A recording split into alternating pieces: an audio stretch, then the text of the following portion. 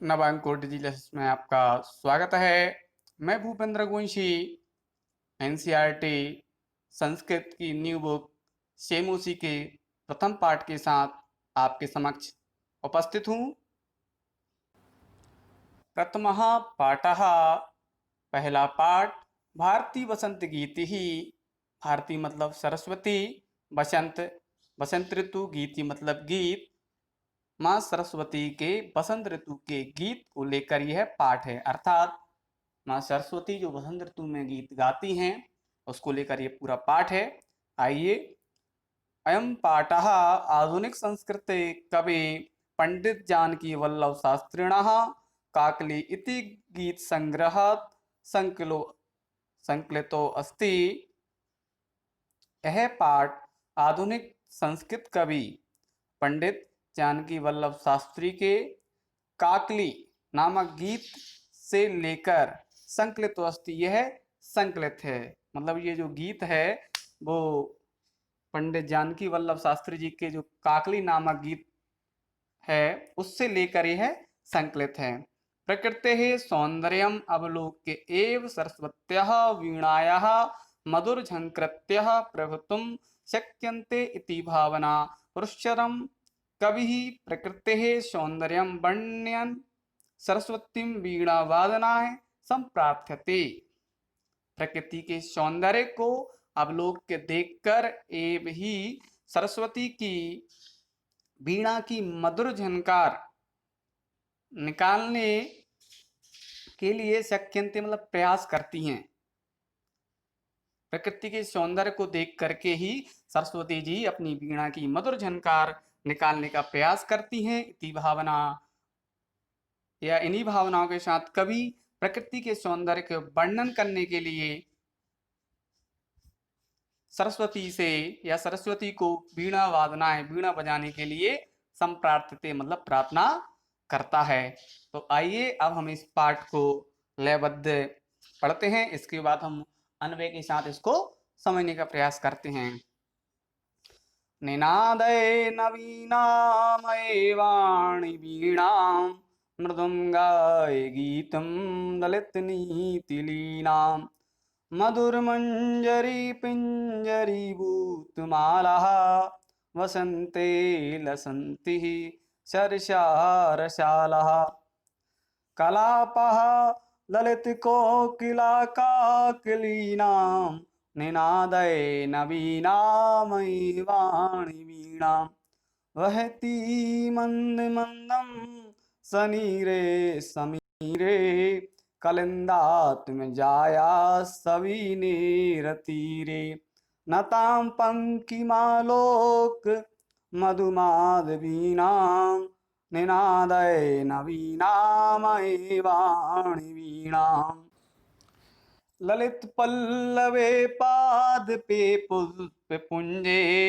Malay मारुतोच्चुम्बते मंजुकुंजे स्वनन्ती तिथिं प्रेक्ष Malina मलिनां निनादये नवीनामयी वाणी वीणां लतानां नितान्तं सुमं शान्तिशीलं चलेदुच्चलेत्कान्तिसलिलं सलिलं तवाकर्ण्यवीणामदानीं नदीनां तवाकर्ण्यवीणामदीनां नदीनां निनादये नवीनामयी वाणी वीणाम्।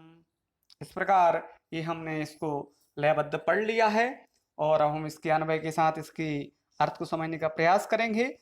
जैसा कि इस चित्र में हमें दिखाई दे रहा है कि जैसी बसंत ऋतु आती है उसमें किस किस प्रकार के परिवर्तन हमें देखने को मिलते हैं। क्योंकि यह चित्र इतना क्लियर नहीं हो पा रहा है, आइए फिर भी हम इसके अर्थ इसके अन्वय के अर्थ को समझने का प्रयास करते हैं। अब इस पाठ को अन्वय के साथ समझेंगे। अये वाणी नवीनाम वीणाम निनादय। हे वाणी नवीन वीणा को बजाओ। यहाँ वाणी का अर्थात सरस्वती जी को संबोधित है। वाणी अर्थात सरस्वती जी हैं। इस प्रकार आगे के लिखा हुआ है, अये वाणी नवीनां वीणा निनादाय। हे वाणी या हे सरस्वती, तुम नवीन वीणा को बजाओ। ललित नीति लीनाम गीतिम मृदुम गाए। अर्थात सुंदर नीतियों से परिपूर्ण गीत का मधुर गान करो। हे वाणी नवीन वीणा को बजाओ, सुंदर नीतियों से परिपूर्ण गीत का मधुर गान करो। एहे बसंते मधुर मंजरी पिंजरी भूतमालः शर्षः रसालः लसन्ति ललित कोकिला काकिलानां कलापः विलसन्ति अये वाणी नवीनां वीणा निनादय। अर्थात ये मतलब है बसंत, मतलब बसंत में मधुर मंजरी पिंजरी भूतमाला, अर्थात मधुर मंजरियों से पीली हो गई हैं। और आगे क्या लिखा हुआ है?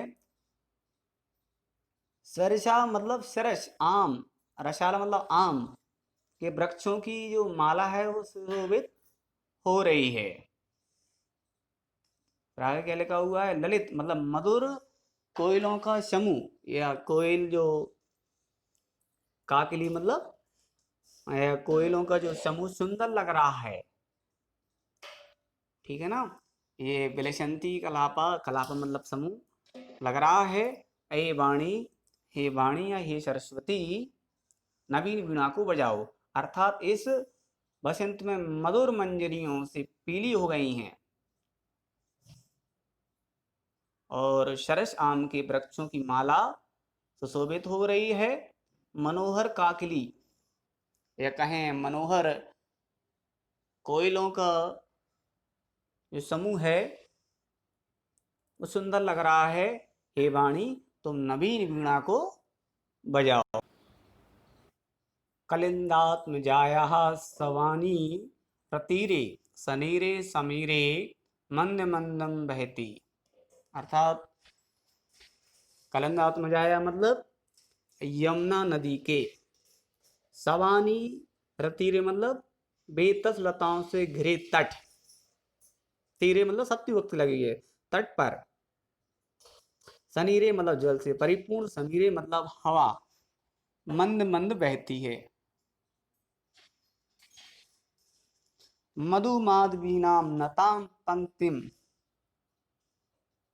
अवलोक। वायु के मंद मंद बहने पर फूलों की झुकी हुई मधु माधवी या कहें मनमोहक लताओं को अवलोक मतलब देखकर, अये वाणी हे वाणी हे सरस्वती, नवीनाम वीणाम निनाद है, तुम सुंदर वीणा को या कहें नवीन वीणा को बजाओ। आगे क्या लिखा है? ललित पल्लवे पादपे पुष्प पुंजे मंजु कुंजे मलय मारुतो चुंबते सोनंतीम अलीनाम मलिनाम ततिम प्रेच अये वाणी नवीनाम वीणा निनाद है। इसको हम यहाँ से समझेंगे। मलय मतलब चंदन, मारुतो चुंबते अर्थात जो चंदन है या कहें चंदन को हवा स्पर्श करती हुई या चंदन को छूती हुई ललित पल्लव सुंदर पत्तों वाले वृक्षों को, पाद पे मतलब वृक्षों को, पुष्प पुंजे या पुष्प पुंजों, मंजु कुंजे मतलब सुंदर कुंजों पर,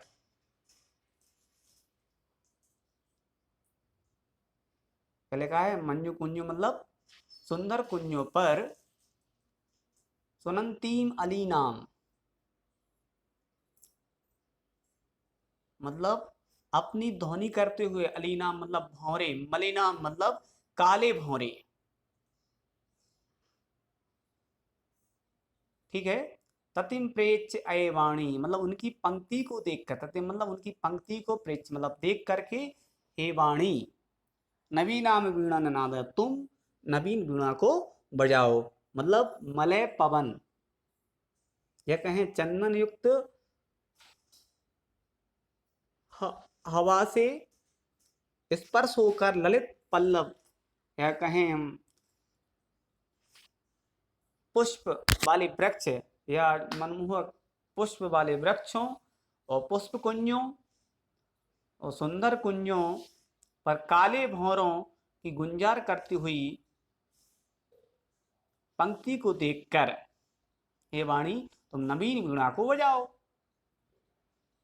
तब अदीनाम वीणाम आकर्ण्य तब अदीनाम वीणाम आकर्ण्य लतानां नितान्तं शान्तिशीलं शुभं चलेत नदीनां कांत सलिलम उच्छलेत अये वाणी नवीनां वीणा निनादय। तब मतलब तुम्हारी अदीनाम वीणा तुम्हारी ओजस्विनी वीणा को आकर मतलब सुनकर लता नाम नितांत मतलब लताएं छुपकर शांतिशीलम शांति युक्त फूल सुमम हिल चलित मतलब हिल उठे नदी नाम कांत सलिलम नदियों का मनमोहक जल भी सलीलम उच्छलित क्रीड़ा करता हुआ उछल पड़ा। अये वाणी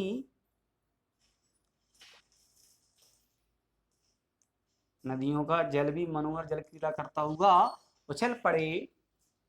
अये वाणी नवीनाम वीणाम निनादय हे सरस्वती तुम अपनी नवीन वीणा को बजाओ। इस प्रकार ये जो अन्वय था वो हमारा पूर्ण होता है। ये इस पाठ के जो कठिन शब्द हैं निनादय मतलब गुंजित करो या बजाओ, मृदु मतलब कोमलम, ललित नीति लीलाम मतलब सुंदर गीत में लीन, मंजरी मतलब आम के पुष्प या कहें जो इनको बोला जाता है जो छोटे छोटे कहें फूल से पहले जो मोर आती है उसको मंजरी बोला जाता है। पिंजरीभूत माला अर्थात पीले वर्ण से युक्त होकर पंक्तियां रसंती मतलब सुशोभित होते हैं। यह मतलब यहाँ सरसा मतलब मधुर और शाला मतलब आम, कलापा मतलब समूह, काकली मतलब कोयल की आवाज, सनीरे मतलब जल से पूर्ण, समीरे मतलब हवा में, कलिंदात मजाया मतलब ये यमुना नदी का पर्यायवाची शब्द है। सवानी रतीरे अर्थात बेत की लता, यहाँ पर जो बैम्बू जो लताएं होती हैं तो बेत की लता से युक्त तट पर यहाँ किनारों पर ज्यादा वो इस प्रकार की कहें हम क्रीचर जैसी जो लताएं होती हैं, क्रीपर जो इस प्रकार की जो एक दूसरे पेड़ के सहारे रहती हैं। नताम मतलब झुकी हुई, मधुमाधवी नाम अर्थात मधुर मालती लताओं का, और लित पल्लवी मतलब आकर्षित करने वाले पत्ते, पुष्प पुंजे मतलब पुंजे मतलब यहाँ पर क्या समूह है, फूलों का समूह पुंजे, और मलय यानी चंदन वृक्ष की सुगंधित वायु से स्पर्श किए गए, चंदन वृक्ष की सुगंधित वायु से स्पर्श किए गए, ठीक है। और मंजू कुंजी मतलब सुंदर लताओं से आच्छादित, सुनंती मतलब अपनी ध्वनि या ध्वनि करती हुई या आवाज करती हुई, तति मतलब क्या होता है पंक्ति या समूह को, प्रेक्ष मतलब देखकर, मलिनाम मतलब मलिन, अलीनाम मतलब भ्रमरों के, या सुमम मतलब पुष्प को, शांतिशीलम मतलब शांति से युक्त, उच्छलित मतलब उच्छलित हो उठे, और कांति सलिलम मतलब स्वच्छ जल, और सलीलम मतलब खेल खेल के साथ या क्रीड़ा सहित, और आकर्ण्य मतलब सुन करके। आइए अब हम इसके जो एक पदेन क्वेश्चन आंसर हैं उनको समझते हैं। तो पहला क्या है, कवि काम संबोधयति, कवि किसको संबोधित करता है। तो ये पाठ किसके ऊपर से है, माँ सरस्वती जी के ऊपर से है, तो इसलिए क्या आ जाएगा, काम के स्थान पर आ जाएगा तो इसका आंसर क्या हो जाएगा? वाणी। किस प्रकार लिखा आएगा? इस प्रकार से, ये। ठीक, तो इसका आंसर ये हो गया। अगला, अब अगला देखिए, अगला क्वेश्चन क्या है? कवि वाणी का वाद्य तुम प्रार्थयति, मतलब जो कवि है वो वाणी को, या कहें सरस्वती को, क्या बजाने के लिए कहता है या प्रार्थना करता है? तो वो क्या हो जाएगा यहाँ पर? वीणाम। क्या आ जाएगा यहाँ पर? वीणाम। ठीक है, मतलब वीणा को, और उस पर वीणा लिख के उस पर अम की बिंदी आ जाएगी, तो क्या हो जाएगा? वीणा, मतलब वीणा को, उसकी अपन को द्वितीय विभक्ति लगाना है, क्योंकि क्वेश्चन जिस विभक्ति में पूछा जाता है हमें आंसर भी उसी विभक्ति में देना होता है। अगला क्वेश्चन क्या लिखा है? कीदृशी, क्या लिखा हुआ है?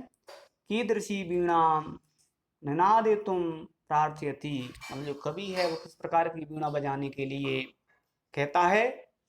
तो इसका आंसर क्या हो जाएगा हमारा? किस प्रकार की वीणा? तो क्या जाएगा? नवीनाम, मतलब नवीन वीणा को बजाने के लिए प्रार्थना करता है। तो कीदृशी के स्थान पे क्या जाएगा? नवीनाम। पहला क्वेश्चन क्या लिखा है? गीतिम कथम गातुम कथ्यति, गीत कैसे गाने के लिए कहता है? तो इसका आंसर क्या जाएगा? कथम के स्थान पे क्या जाएगा? ललित नीति लीनाम। ललित नीति लीनाम मतलब ललित और नीति से लीन, या ललित नीति, या एक अच्छी नीतियों से परिपूर्ण, अच्छी नीतियों से परिपूर्ण गीत गाने के लिए कहता है। तो इसका आंसर क्या बन जाएगा? गीतिम ललित नीति लीनाम गातुम कथ्यति। अगला आंसर क्या लिखा है?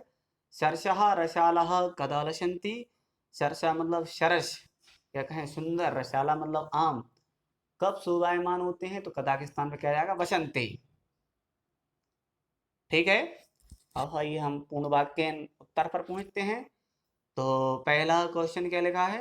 कवि ही वाणी किम कथ्यति, कवि वाणी से क्या कहता है? तो इसका आंसर क्या है? पहले अपन क्या लिखेंगे? कवि वाणी, कवि वीणा पाणिम कथ्यति, और हल्का सा डैश लगाएंगे, और हम इसको इन्वर्टेड कॉमा के साथ लिखना स्टार्ट करेंगे। कहाँ से? अये वाणी नवीनाम वीणाम निनादय, और लास्ट में लगा देंगे फुल स्टॉप। ठीक है, और जो लिखा था ना अये वाणी, उसके बाद क्या लगाएंगे अपन? विस्मयादिबोधक चिन्ह। ठीक है, तो ये हो गया, मतलब ये वीणा पाणी से कहता है, कवि वीणा पाणी से कहता है, हे सरस्वती तुम नवीन वीणा को बजाओ। अगला क्वेश्चन क्या लिखा है? बसंते किम भवति, बसंत ऋतु में क्या होता है? तो इसका आंसर क्या लिखा है? वसंते सर्षः रसालः लसन्ति, मतलब बसंत में, थोड़ा और आगे है, कोकिला च कूजन्ति। वसंते सर्षः रसालः लसन्ति कोकिलाः च कूजन्ति, मतलब बसंत ऋतु में सुंदर आम के जो वृक्ष हैं वो शोभायमान होते हैं, और कोयल भी गुंजायमान करती हैं। ठीक है, अगला क्वेश्चन, सलिलम तव वीणाम, सलिलम तव वीणाम करण्य करण्य कथम उच्चलेत, जल का, या जल को तुम्हारी वीणा को सुनकर क्या करता है? या जो जल है तुम्हारी वीणा को सुनकर क्या करता है, या कैसे उछल पड़ता है? सलिलम तब वीणाम करण्य कथम उच्चलेत, मतलब जल तुम्हारी वीणा को सुनकर कैसे उछल पड़ता है। तो इसका आंसर क्या लिखा है? इसका आंसर लिखा है, क्या लिखेंगे हम इसका आंसर? इसका आंसर लिखेंगे हम सलिलम तब वीणा माकारण्य सलिलम उच्चलेत। यहां पर कैसे लिखा है? सलिलम मतलब वो क्रीड़ा करने वाला, स ली लम सलीलम, मतलब इसका मतलब क्या होता है? क्रीड़ा। मतलब जो जल है तुम्हारी वीणा को सुनकर क्रीड़ा करता हुआ उछल पड़ता है। ठीक है, अब हम आगे बढ़ते हैं अगले क्वेश्चन की ओर। अगला क्वेश्चन क्या कह रहा है हमारा? अगला क्वेश्चन कह रहा है कभी भगवतीम भारतीम कस्याः तीरे मधुमाधवीनां नताम पंक्तिम अवलोक्य वीणाम वादितुम कथ्यति। इसमें कह रहा है कभी भगवती भारती या सरस्वती किस नदी या किसके किनारे पर, तो इस पर क्या आ जाएगा हमारा? किसके किनारे पर, तो इसमें आंसर में आ जाएगा हमारा यमुना नद्याः तीरे। क्या जाएगा? कस्या के स्थान पर क्या जाएगा हमारा? यमुना नद्याः तीरे। ठीक है, तो क्या क्वेश्चन बन जाए? इसका आंसर क्या बनेगा हमारा? कवि भगवतीम भारतीम यमुना नद्याः तीरे मधुमाधवीनाम नताम पंक्तिम अवलोक्य वीणाम वादितुम कथ्यति। मतलब कवि सरस्वती को यमुना नदी के किनारे या तट पर मधुर लताओं की झुकी हुई पंक्ति को देखकर वीणा बजाने के लिए कहता है। ठीक है, इस प्रकार जी हमारे क्वेश्चन आंसर पूर्ण होते हैं। अगला क्वेश्चन क्या लिखा हुआ है 3rd नंबर का स्तंभे पदानी चा खा स्तंभे तेषां पर्याय पदानी दत्तानि तानि चित्वा पदानाम समक्षे लिखत। तो ये प्रकार के एक दूसरे के पर्यायवाची दिए गए हैं जोड़ी के रूप में। एक का स्तंभ और दूसरा खा स्तंभ में हमें मैच करना है, तो आपको ये काम आप ही को करना है। तो जो क्वेश्चन नंबर जो 4था है उसमें क्या करना है आपको? अधोलिखितानि पदानि प्रयोज्य संस्कृत भाषया वाक्य रचनां कुरुत। मतलब जो नीचे शब्द दिए गए हैं प्रयोज्य मतलब उनका प्रयोग करके संस्कृत भाषा में उनकी वाक्य रचना करना है। निनादाय मतलब बजाओ, मंद मंदम मतलब धीरे धीरे, मारुतः मतलब पवन होता है या हवा होता है, सलिलम मतलब जल होता है, सुमना मतलब पुष्प होता है। करना कैसे है एक मैं बता देता हूँ आपको, ध्यान से सुनना। जैसे क्या लिखा है मंद मंदम लिखा हुआ है, इसका मतलब होता है धीरे धीरे। तो इसका हम वाक्य रचना क्या बनाएंगे? इसका बनाएंगे हम पवनहा मंद मंदम बहती। और जो मंद मंदम अपन ने जिस शब्द को लेकर वाक्य रचना की है उस पर अंडरलाइन कर देंगे तो बन गया। मतलब जो हवा है वो धीरे धीरे बहती है। ठीक है, इसी प्रकार आप सबके बना लेंगे। अगला जो क्वेश्चन है प्रथम श्लोक हिंदी भाषा या आंग्ल भाषाया व लिखत। यहाँ बा का मतलब क्या है? ये बा बड़ा हुआ, इसका मतलब होता है या। मतलब जो प्रथम श्लोक का जो आशा है हिंदी भाषा में या अंग्रेजी भाषा में लिखो तो समझ चुके हैं, तो आप आसानी से है लिख लेंगे। ठीक है, क्वेश्चन नंबर 6 है अधोलिखित पदानाम विलोम पदानी लिखित। मतलब जो नीचे लिखे हुए पदों के विलोम शब्द आपको लिखना है। कठोरम का क्या हो जाएगा? कौन। कटु का मृदुम, शीघ्रम का चिरम, प्राचीनम का नवीनम, नीरसा का सरसः। ठीक है, इस प्रकार आप लिख लेंगे और इस प्रकार यह पाठ यहीं समाप्त होता है। और अगले पाठ के साथ हम फिर मिलेंगे, तब तक के लिए धन्यवाद।